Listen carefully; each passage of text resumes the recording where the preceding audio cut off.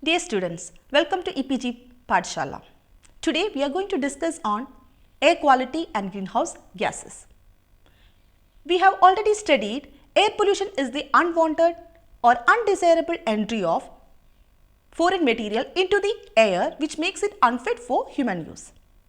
Air quality and the global warming are two major environmental issues related with greenhouse gases. In this module, we will be dealing with the outdoor air pollutants and indoor air pollutants, apart from the primary and secondary pollutants. The major greenhouse gases comes under the primary and secondary pollutants, and they adds up heat to the atmosphere, which makes difficulty to the human health as well as the environment. In this module, we will be dealing with the need for the monitoring of air quality, also the measures to mitigate or to reduce the greenhouse gases, and further mitigation of air pollution. In this, we will be focusing on National Ambient Air Quality Standards, Air Quality Index, and also the air quality status of India will be studied. There are two types of air pollution based on the pollution source: outdoor and indoor air pollution, and the quality of air varies with these types of pollution. Let's see what are the causes of urban outdoor air pollution. If we are dealing with the air quality, the urban outdoor air pollution is the most important part.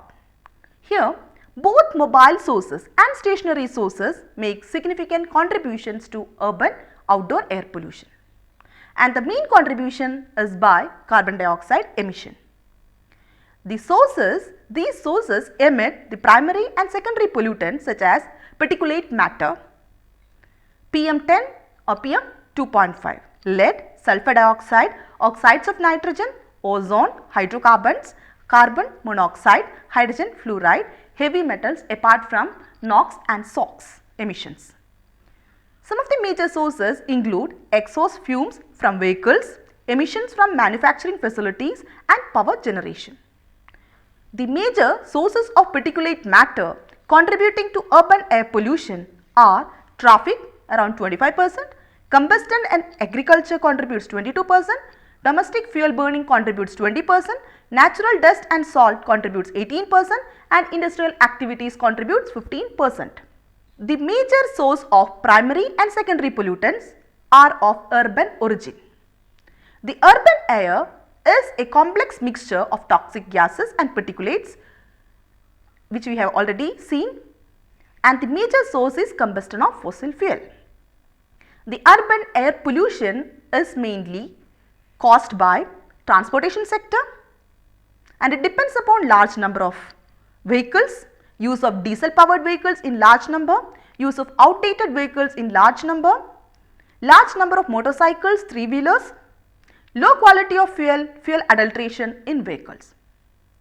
Private and commercial vehicles accounts for 66.28% of the total consumption of diesel. Low standards for vehicle emissions and fuel have increased levels of oxides of nitrogen and sulfur dioxide in the air. According to a report released by International Council on Clean Transportation, diesel vehicles contribute 56% of all the particulate matter emissions and 70% of all nitrogen oxides emissions from on-road vehicles in India. The second source is industrial sector, and the pollution is by the usage of poor technology and machineries, no means for emission control and inadequate infrastructure. And the other major source is the waste sector with its poor management, inefficient incineration techniques. So, these sources emit primary and secondary pollutants such as particulate matter, lead, sulfur dioxide, NOx, SOx, hydrocarbons, carbon monoxide, hydrogen fluoride, heavy metals, apart from the major greenhouse gases like carbon dioxide, SO2 and N2O. Let's see the global greenhouse gas emissions by the gas contribution. We can see that the carbon dioxide contributes around 76% from the fossil fuel and industrial process and forestry and other land use purpose. And the methane contribution is 16%, nitrous oxide 6% and fluorinated gas 2%. The major sources of greenhouse gases are the fossil fuel combustion and industries. The contribution of various sectors toward greenhouse gas emissions are depicted in this pie diagram.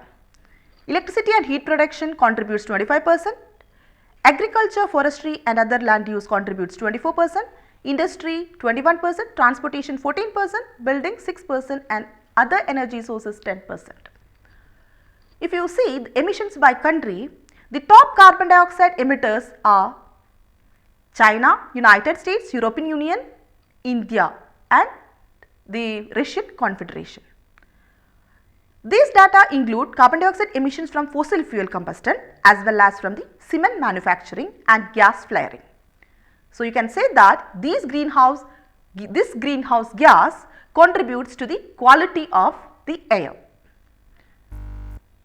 The mean surface of developed world like Australia, Canada, USA, Europe, former USSR and Japan emitted around 66% of the total global greenhouse gas emissions, which though has reduced to 54% in 2000, mainly offset by the rise in the Chinese emission. The China became the major contributor. India contributes around 5.5% of global emissions and ranks 4th in the world in the emissions. Coming to the indoor air quality. The levels of indoor air pollution depends on factors such as presence of indoor sources and emission rate, ventilation rate, penetration of outdoor pollutants to indoor environment and pollutant sink or removal rate on indoor surfaces. The sources of indoor air pollution are grouped into 4 categories: combustion pollution, combustion pollutants, non-combustion pollutants, hazardous chemicals or materials applied indoors and biological agents. Let us see what is this combustion pollutant.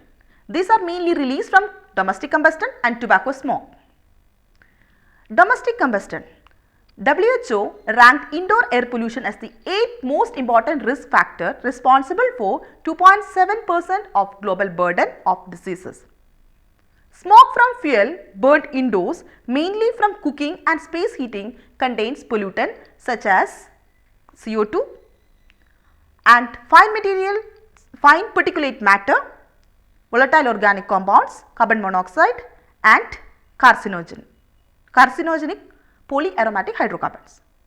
Solid fuels such as wood, agricultural waste, cattle dung or low quality coal are used in rural and peri-urban areas.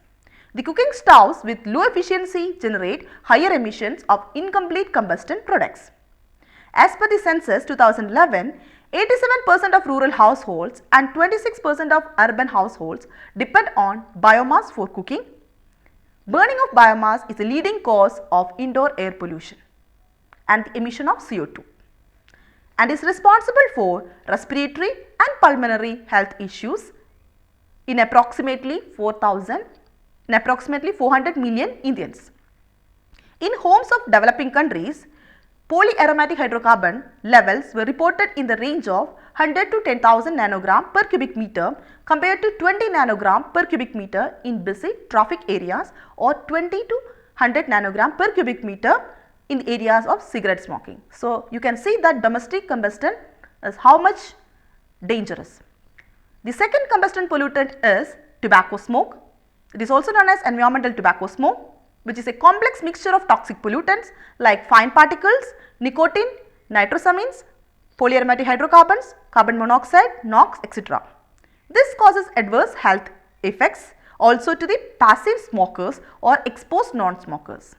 So, the ban on smoking in public places practiced by many countries. Coming to the non-combustion pollutants, these are pollutants released from building materials. These pollutants released without combustion, mainly from airtight buildings with poor ventilation, occur commonly in modern offices and urban houses. The sick building syndrome is reported from many developed and developing countries. The major indoor air pollutants of non-combustible group are chemical vapors, radon and asbestos. The chemical vapors, the various building materials, furnishings, paints, varnishes, solvents, adhesives, office equipments, etc. contain organic chemicals were released into indoor environment either in use or stored. So, these vapors exist in vapor phase, be absorbed or adsorbed on indoor materials like carpets, gypsum boards, serve as temporary sinks and off gas the vapors slowly and results in chronic exposure. Formaldehyde based adhesives like particle board, plywood paneling and medium density fiber board used indoors release formaldehyde which cause acute and chronic health effects. Radon is a gas produced in the radioactive decay process of radium which is found almost in all soil and rocks. This gas enters the home through dirt floors, cracks in concrete walls and floors, floor drains and sumps. The radon produces a series of short-lived progenies while undergoing radioactive decay and most of them attach to particles present in indoor air. These particles when inhaled deposited in lungs and can cause lung cancer. So, WHO recommends a reference level of 2.7 for the radon to minimize the exposure health hazard. Asbestos, it is commercial name of 6 naturally occurring fibrous minerals: chrysotile, actinolite, amosite, anthophyllite, crocidolite and tremolite. The hazardous chemicals used indoors includes the pesticides. To control insects, termites, rodents, fungi and microbes, we usually use pesticides inside the house. The levels of these pesticides are high in indoor air despite the bans on their use. The health concerns associated with exposure of pesticides include both acute toxic effects that occur immediately after application and potential carcinogenic effect of some pesticide. The aerosol spray, which is commonly used method of pesticide application, and storing of pesticide containers in living rooms also contribute to high exposure of these chemicals. And the other type of non-combustion pollutant are biological agents. Biogenic particles or viable particles, which are contaminants of biological origin, consists of bacteria, molds, fungus, virus, pollen, etc. The source of these agents are animals and human as carriers of these agents. The health effects associated with biological agents are influenza, severe acute respiratory syndrome, measles, tuberculosis and chickenpox. These are located at wet or moist places such as bathrooms, flooded basements, furniture and poorly maintained humidifiers and air conditioners. Indoor air pollution in vehicles. The pollutants are generated or trapped inside the vehicle. The pollutants monitored in an air conditioned car are VOCs like toluene, benzene, ethyl benzene, xylene as well as NOx and SOx. Exposure to high levels of toxic air pollutants while commuting in closed vehicles are problematic. Coming to the air quality status in India, according to WHO report, among 1600 global cities, Delhi had the dirtiest atmosphere. 13 Indian cities found place in the 20 cities with highest level of particulate matter 2.5, which comes under the respirable particulate matter. The PM 2.5 in Delhi was 6 times higher than the WHO safe limit of 25.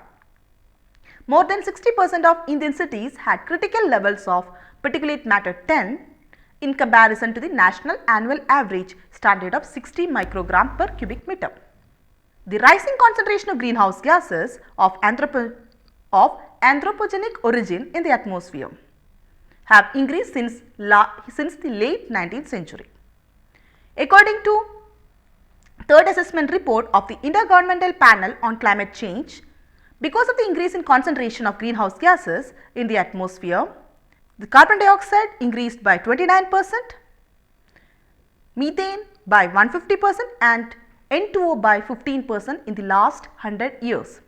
The per capita emission of India, that is 1.7 ton carbon dioxide, is relatively, though it is high, but it is relatively lower than most industrialized countries with world average per capita of 5.8 tons of carbon dioxide. So, from the earlier slides, it was clear that road transport as well as the fossil fuel burning. Road transport uses the fossil fuel for its energy purpose. The same, the fossil fuel combustion is done in industries. These act as the major contributor of greenhouse gases to the atmosphere, and also the domestic sector contributes to the greenhouse gas addition. As atmospheric concentrations of greenhouse gases rise globally, what happens? The temperature on the earth are increasing. Hotter temperatures are due to global warming, are expected to lead to increased weather extremes, including heat waves and worsening of air quality. So, the greenhouse gases has a direct link with the air quality, especially during the biomass burning and the crackers during Diwali celebrations adds up the greenhouse gases to the air. So, air pollution levels has increased manifold in several other cities across India like Allahabad, Lucknow, Patna, Gwalior, which also comes under the most populated cities in the world. What is the need for air quality monitoring? The air pollution causes impact on environment and health. The effect of air pollution on environment is huge. The 16% of lung cancer deaths, 11% of chronic obstructive pulmonary disease deaths, and more than 20% of the heart disease and stroke are associated with ambient fine particulate matter. This figure shows the global deaths caused by urban air pollution. But the source is WHO. You can see the deaths from urban pollution.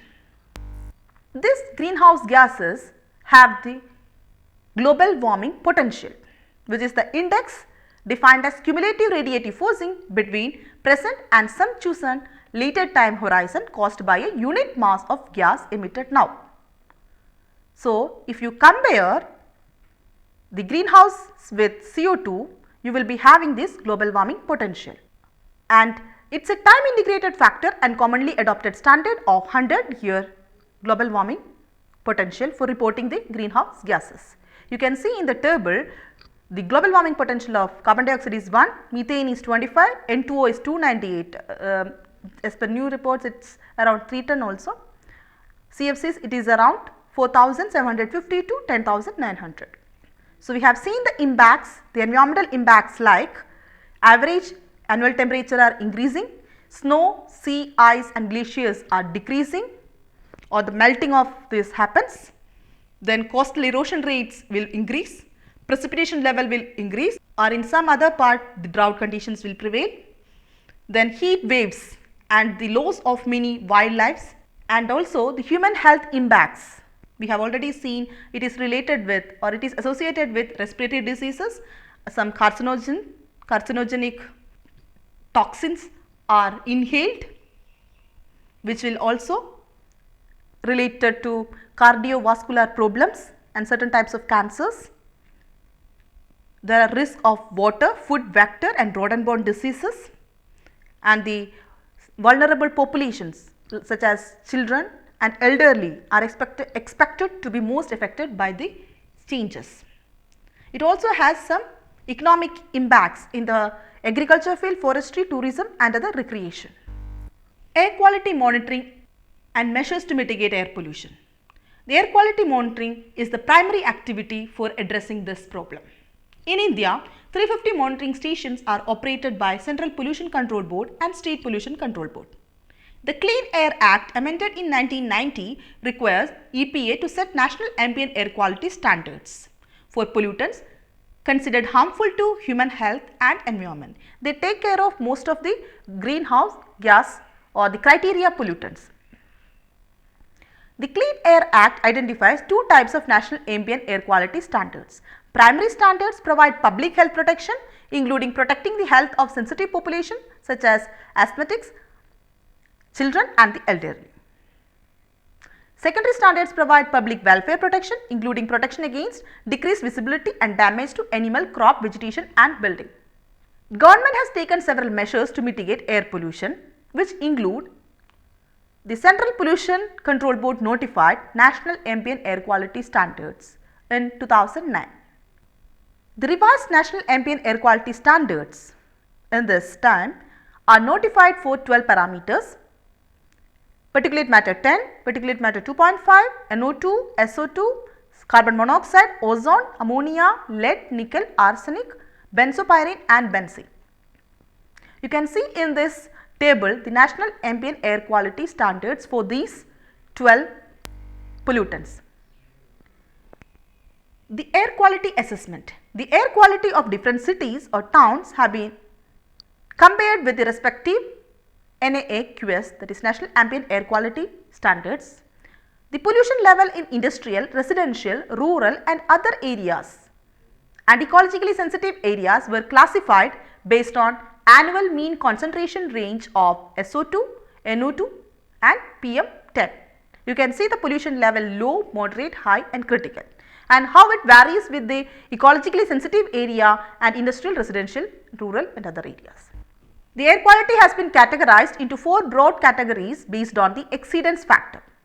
What is this exceedence factor? It is the ratio of annual mean concentration of a pollutant with that of a respective standard. The 4 air quality categories are: when this exceedance factor is greater than 1.5, it is critical pollution is observed. When EF is between 1 to less than 1.5, high pollution. When the exceedance factor is between 0.5 to 1, it is moderate pollution. When the exceedance factor is less than 0.5, it is low pollution. National Air Quality Index was launched in 2015 by the Ministry of Environment, Forest and Climate Change, and it was introduced in 2015 April. So, it is a measurement index consisting of 8 parameters which would disseminate information in a simple and effective manner to the common man as characterized by its slogan: one color, one number and one description. It is defined as an overall scheme that transforms weighted values of individual air pollution related parameters, that is SO2, carbon monoxide visibility, into a single number or set of numbers. Is widely used for air quality communication and decision making. Air quality index at short intervals depends on 8 parameters: particulate matter 10, particulate matter 2.5, nitrogen dioxide, sulfur dioxide, carbon monoxide, ozone, ammonia and lead, having short term standards for near real time dissemination of air quality index. The proposed index has 6 categories: good, satisfactory, moderately polluted, poor, very poor and severe. So, this index is helpful for general public to know air quality in a simplified way, and also helps a decision maker and a government official to study the impact of regulatory action. Coming to the air quality management and mitigation measures for the reduction of greenhouse gases. Adoption of emission norms and fuel regulation standards. The amount of air pollutants released by the internal combustion engine equipments is managed by using cleaner fuel with low sulfur content and improved combustion engines. India is following the Bharat stage fuel norms, and as on November 2011, this Bharat stage 4 norms are applicable in 63 selected cities, whereas Bharat stage 3 norms are applicable in the rest of the country. The plan is to impose Bharat 5 fuel and emission norms by 2018 and Bharat 6 by 2021.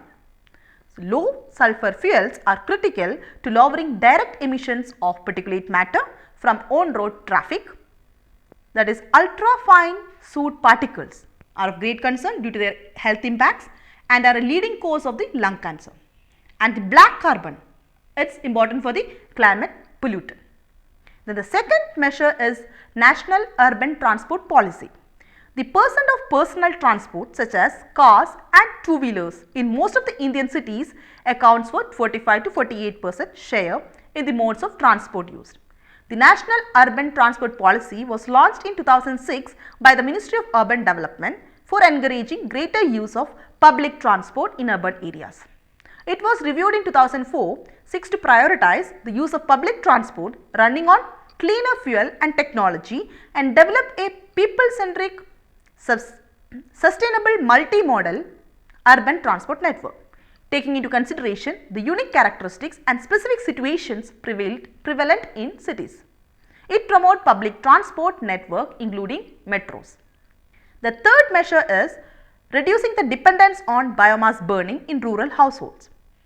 Government of India has focused on the importance of clean and efficient cook stoves in order to reduce emissions as well as health hazards associated with inhalation of harmful emissions from burning of biomass that contribute to indoor air pollution in rural areas and urban areas. National Biomass Cook Stoves Program was launched by Ministry of New and Renewable Energy to promote the use of improved cook stoves, which would result in reduced emissions and offer cleaner cooking energy solutions. Unnat Chula Abhiyan has been launched to expand the deployment of the improved cook stoves across the country. The other measure is switching to renewable energy. Introduction of cleaner alternate fuel like CNG, that is compressed natural gas, liquefied petroleum gas, that is LPG, helps in reducing the exhaust gas emissions from the vehicles. In 1995, the Supreme Court ordered the closure and relocation of polluting industries in Delhi. In 2001, the court ordered the closure of all polluting and non-polluting industries that were located in residential areas, but did not conform to Delhi Master Plan. And in 2002, it ordered the preparation of a scheme for compulsory switchover to CNG or LPG as automotive fuel for all public transport vehicles.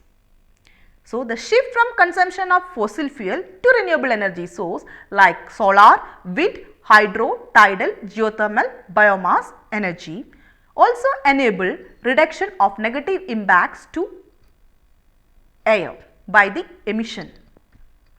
India is extremely rich in renewable energy, so we can harness this energy for the transportation as well as other use. The various climate friendly initiatives were introduced, such as enhancement of energy efficiency, promotion of use of renewable energy sources and introduction of environmental measures such as enhancement of afforested land area, efficient low energy intense agriculture practices, waste management will also address such climate change issues effectively.